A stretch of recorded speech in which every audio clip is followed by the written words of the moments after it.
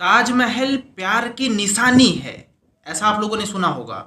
लेकिन मैं कह रहा हूं कि ऐसा प्यार किसी को मिले ही नहीं। इतना घटिया किस्म का वो प्यार था। कहा जाता है ना कि जो शाहजहां था वो अपनी बीवी मुमताज के लिए ये महल बनवाया था, ताजमहल। लेकिन बेचारी मुमताज इतने कष्टों में मरी। बताओ कि इतना खौफनाक प्यार कि 14वें बच्चे को जन्म देते हुए मुमताज की मृत्यु हुई। जब वो मर गई बेचारी तो उसकी जो डेड बॉडी थी जमीन से खोद करके कई बार निकाला गया। इतना ज्यादा प्यार था। इस ताजमहल के पीछे जो प्यार की कहानी चलती है उसका सच इस स्टोरी में आपके सामने रखूंगा और आप समझ जाओगे कि कितना ज्यादा प्यार था और कितना घटिया प्यार था। अगर ये प्यार होता है तो एक शब्द आता है लौंडियाबाजी। वो फिर क्या होगा ये आप तय करिएगा। स्टोरी शुरू करते हैं हम लोग। इस खौफनाक कहानी की शुरुआत होती है जब मुमताज प्रेग्नेंट होती है और आखिरी समय चल रहा होता है। वो अब बच्चे को जन्म देने वाली ही होती है, ऐसा मान लीजिए। लेकिन उसी वक्त साउथ इंडिया में एक लोधी परिवार हुआ करता था, खान जहां लोधी। ये लोग साउथ इंडिया में विरोध कर दिए और विद्रोह बढ़ता ही जा रहा था। शाहजहां क्या चाहता था कि इस विद्रोह को जाकर के हम रोक दें। साउथ इंडिया में खुद जाए शाहजहां और इस विद्रोह को रोक दे। लेकिन क्योंकि वो मुमताज से प्यार करता था, ऐसा इतिहास में कहा जाता है, तो वो सोच रहा था कि मुमताज को हम अकेले छोड़ के नहीं जा सकते हैं।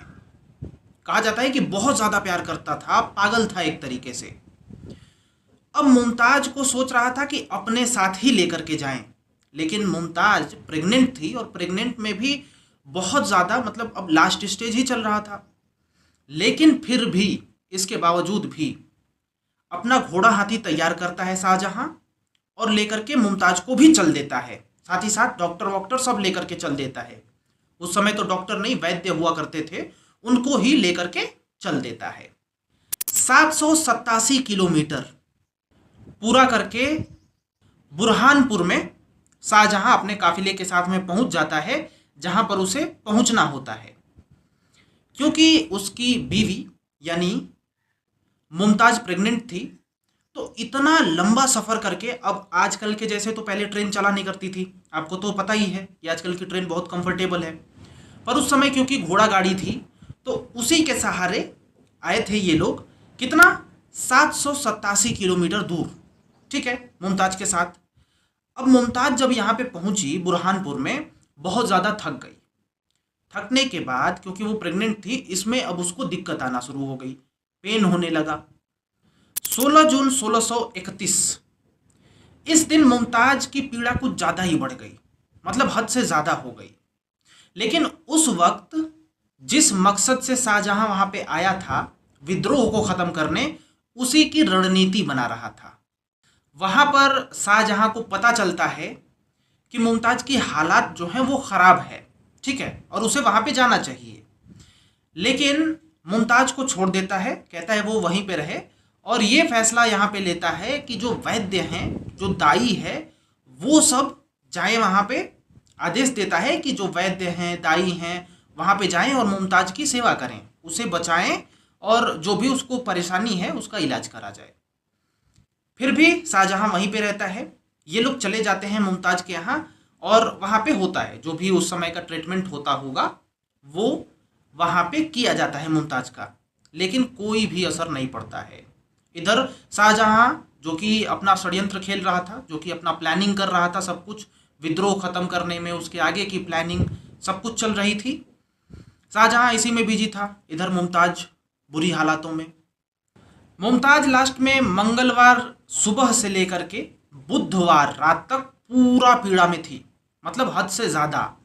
और उसी के बाद लगभग 30 घंटे की जद्दोजहद करने के बाद मुमताज ने फाइनली एक लड़की को जन्म दे दिया, जिस लड़की का नाम रखा गया गौहर आरा, ठीक है।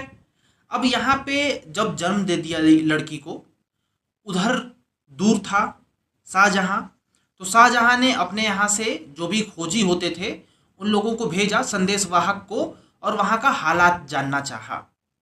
अब संदेशवाहक, कई संदेशवाहक यहाँ पे गए मुमताज़ के यहाँ, यहीं पे रह गए, वो फिर रिटर्न जल्दी नहीं आए। शाहजहां वहाँ परेशान था कि वहाँ पे क्या चल रहा है, इसे पता ही नहीं था। तो इसने सोचा कि चलो हम भी चलते हैं वहीं पे, ठीक है, देखते ताकते हैं। लेकिन तभी कुछ लोग आए और वहाँ पे शाहजहां को बताया कि अब हालात जो है महारानी का वो ठीक है, कुछ हद तक ठीक है, और वो आराम कर रही हैं। देखिए, शाहजहां की एक बीवी नहीं थी, कई, आई थिंक सेवन सेवन और 8 बीवीज थी, ठीक है, 7 और 8 बीवी थी इसको लेकर के, मुमताज को लेकर के। लेकिन जब मुमताज ने यहाँ पे जन्म दिया था बच्ची को, तो उसका पैर ना धीरे धीरे ठंडा पड़ना शुरू हो गया था। मतलब कंडीशन खराब हो रही थी, वो इतना ज़्यादा पेन में थी कि वो दर्द के मारे अब सुस्त पड़ रही थी धीरे धीरे। और इधर तो शाहजहां को बता दिया गया था कि नहीं, उसकी हालात ठीक हैं। तो ये भी अब सोचा कि अब चलते हैं भाई, सोते वोते हैं। लेकिन जब उसकी सोने की व्यवस्था चल रही थी, जब सब कुछ सही से चल रहा था कि अब हम सो जाते हैं वहाँ पे, तो वो ठीक ही है। जो ही सोने को हुआ तो ही उसकी बेटी एंटर करती है उसके यहाँ, ठीक है, और बोलती है कि जो माता जी हैं उन्होंने बुलाया है, अम्मी ने बुलाया है आपको, आप भी चलिए वहीं पे। जो शाहजहां की लड़की थी जो बुलाने आई थी, उसका नाम था जहां आरा। और इस लड़की को महारानी ने, यानी मुमताज ने ही भेजा था कि जाओ अपने पिताजी को बुला करके लेके आओ। तो ये गई थी और शाहजहां को बोली कि वो बुला रही हैं, चलिए। तो शाहजहां भी आया हरम में, ठीक है।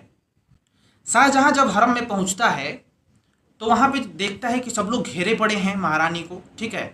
अब जब शाहजहां वहां पे एंटर होता है तो हकीम को छोड़ करके बाकी सभी लोग वहां से निकल जाते हैं, कमरे से बाहर हो जाते हैं। हकीम और वहां पे जो शाहजहां है वो रहता है। जब पता चलता है कि शाहजहां आए हुए हैं, तो जो महारानी थी मुमताज, वो अपने धीरे से आंख खोलती है और वो उसकी आंखों से पानी गिर रहा होता है। उस समय शाहजहां को भी कुछ अंदाजा हो जाता है कि शायद ये लास्ट स्टेज है। तो शाहजहां जाकर के उसके सिर के यहाँ बैठ जाता है और बाकी पूछताछ करता है, जो भी चलता रहता है वहां पे। पानी के साथ साथ, आंखों से पानी के साथ साथ मुमताज छटपटा भी रही थी। अब सुस्त, एक कह सकते हैं कि सुस्त टाइप में पड़ रही थी। अब यहाँ पर शाहजहां और मुमताज के बीच में कुछ बातें होते हैं। मुमताज कुछ वचन लेती है, कुछ वादे लेती है शाहजहां से। कई जगह बताया जाता है कि 2 वचन लिए थे और कई जगह बताया जाता है कि 4 वचन लिए थे। हम 4 वचन बता देते हैं आपको कि यही लिया गया था, मुमताज ने लिए थे शाहजहां से। बीबीसी की एक रिपोर्ट के अनुसार जो मुमताज होती है वो शाहजहां से पहला वचन लेती है कि उसकी याद में जो राजा हैं वो एक मकबरा बनवाएंगे, ठीक है। दूसरा वचन जो लेती है उसमें ये लेती है कि दूसरी जो पत्नियां हैं उनसे कोई भी संतान अब पैदा नहीं करेंगे राजा। तीसरा जो वचन लेती है मुमताज, उसमें यह होता है कि अब जो राजा है, जो शाहजहां है, इनके बच्चों से अच्छे से पेश आएगा, मतलब थोड़ा सा विनम्र होकर के पेश आएगा। और लास्ट वाला जो वचन लेती है कि अगर उसकी मौत हो जाती है, ठीक है, तो जो शाहजहां होगा उसके मकबरे पर हर साल उससे मिलने आया करेगा। तो ये 4 वचन मुमताज लेती है। लेकिन चौथा जो वचन था जो मुमताज लेती है उसको शाहजहां कभी पूरा नहीं कर पाया, क्योंकि उसकी तबीयत खुद बिगड़ गई, वो जा नहीं पाया। तो चौथा वचन तो ऐसे ही टूट गया, लेकिन 3 वचनों पे खड़ा रहा। यहाँ पर वचन वचन के बाद धीरे धीरे जो मुमताज होती है उसकी मृत्यु हो जाती है। लेकिन एक बात यहाँ पे देखिए कि जिस तरीके से ये बताया जाता है कि बहुत प्रेम था इन लोगों में। सबसे पहले ये लास्ट टाइम में, प्रेगनेंसी के लास्ट टाइम में इतना दूर ट्रैवल करवाता है, जानता है कि इसे हो सकता है, बहुत कुछ हो सकता है, लेकिन फिर भी ट्रैवल करवाता है। दूसरी बात, अगर इतना ज़्यादा प्रेम ही होता तो इसकी और सारी पत्नियां थीं। हालांकि मर जाने के बाद एक कहानी आती है कि जब मुमताज की मृत्यु हो जाती है तो अपनी बेटी से ही शादी कर लेता है ये शाहजहां। अगर इतना ही ज़्यादा प्रेम था तो इतने सारे अफेयर्स क्यों थे? साथ ही साथ एक और घटना आती है, हरम की बात की जाती है कि जो हरम था शाहजहां का, इसमें लगभग 2000 औरतें थी, ठीक है, लगभग 2000, कहीं कहीं तो बताया जाता है 8000 तक थी। ठीक है। तो जब एक से इतना प्रेम करते थे तो इतनी औरतों की जरूरत क्या थी फिर? तो ये बहुत ही मिस्ट्री से बनी हुई है अपने में कि क्या है आखिर, इतनी ज्यादा थी तो कैसा प्रेम है ये। साथ ही साथ 17 जून 1631 में मृत्यु हुई महारानी की। तो जहां पे ये लोग गए थे, ठीक है ना, बुरहानपुर में, यहीं पर एक पापी नदी है, उसी के किनारे बगीचे में कब्र खोद कर उसमें इनके शव को डाल दिया गया मम्मी बना करके, और फिर भर दिया गया, कब्र को भर दिया गया। यानी जब मृत्यु हुई थी तो पापी नदी के किनारे ही, ठीक है, एक जंगल के किनारे, थोड़ा सा गार्डन के किनारे, वहीं पे इनको गाड़ दिया गया जमीन में, ठीक है। ये बुरहानपुर में ही किया गया जो मध्य प्रदेश में है, यहीं पर इनको दफना दिया गया। लेकिन क्योंकि जो शाहजहां था उसका दिमाग अभी चल रहा था कि हमने तो वचन दिया था कि बहुत अच्छा महल बनाएंगे, एक मकबरा बनवाएंगे, वो तो यहाँ पे हुआ नहीं, तो शाहजहां घबराया हुआ था। और क्योंकि उसको झटका भी लगा था, कुछ ना कुछ तो था, कुछ ना कुछ तो इसमें था, एक साइकोपना था या फिर कुछ भी था कि थोड़ा सा ज्यादा, हर महारानियों से ज्यादा अट्रैक्शन था इसके तरफ, ठीक है। पर इतना भी नहीं था, क्योंकि अगर प्रेम होता एक से और लास्ट तक इतना होता तो फिर उसके मर जाने के तुरंत ही कुछ ही समय बाद दूसरी शादी कर ले, कैसे कर सकता है वो? और कर भी सकता है, उसके पहले भी इतनी शादी, कई महारानियां ऐसे ही हैं, हरम में और सारी हैं, क्या जरूरत है? ये प्रश्न खड़ा होता है कि प्रेम फिर कैसा था? और अगर ये प्रेम होता है तो फिर लौंडियाबाजी एक शब्द आती है, वो फिर क्या है? अब देखिए, यहाँ पे बुरहानपुर में उसको दफनाया गया था, लेकिन 6-7 महीने बाद, ठीक है, इनकी बॉडी को फिर से निकाला जाता है 8 जनवरी साल 1632 में। यानी 6-7 महीने बाद फिर से कब्र से, वहां बुरहानपुर से डेड बॉडी को निकाला जाता है, राजा निकलवाता है और लेकर के यमुना के किनारे चल देता है, और वहां पे फिर मिट्टी को खोद करके फिर कब्र बनाई जाती है, फिर उसमें डाल दिया जाता है, ठीक है। उतने साल पुरानी, उतने महीने पुरानी डेड बॉडी को वहां से लाना, फिर आगरा के फिर यमुना के किनारे जाकर के वहां पे दफनाना, ठीक है। यहाँ पे भी अभी चैन नहीं मिला शाहजहां को। तो शाहजहां क्या करता है कि उसके बगल में तो फिर बन रहा था मकबरा, तो उस मकबरे में लास्ट बार ले जाकर, यानी तीसरी बार फिर गड्ढा बना करके और मकबरे में ला करके दफनाया गया है इसको, जो महारानी थी इसको। और इस तरीके से ये जो आज आप देखते हो प्यार की निशानी ताजमहल, वो क्रिएट हुआ है।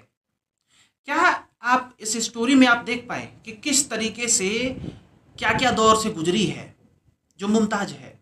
दर्द के समय तो कभी था ही नहीं, समय ही नहीं था राजा के पास मुमताज के लिए।